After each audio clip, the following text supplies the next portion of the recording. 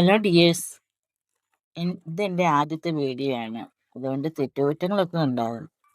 അപ്പോൾ ഇന്ന് എൻ്റെ വീഡിയോയിൽ ഞാൻ എളുപ്പത്തിൽ നമുക്ക് ചീമപ്പുളി വെച്ചൊരു കറിയാണ് ഉണ്ടാക്കാൻ പോകുന്നത്. നമ്മുടെ താഴത്തെ വീടിയിലാണ് ചീമപ്പുളിയുടെ മരം നിൽക്കുന്നത്. പിന്നെ ആദ്യമായിട്ടാണ് അതിൽ ചീമപ്പുളി ഉണ്ടാകുന്നത്.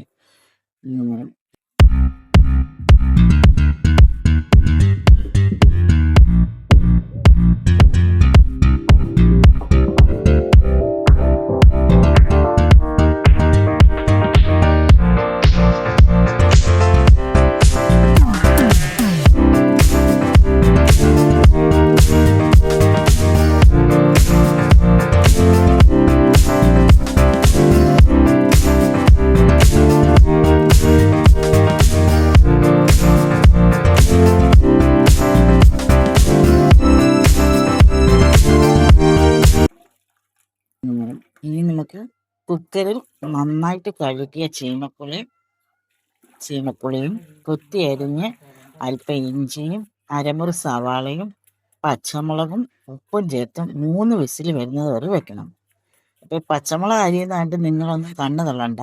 അതിന് ഒട്ടും എരിയില്ലാത്തത് ഈ മുറ്റത്ത് നിന്ന്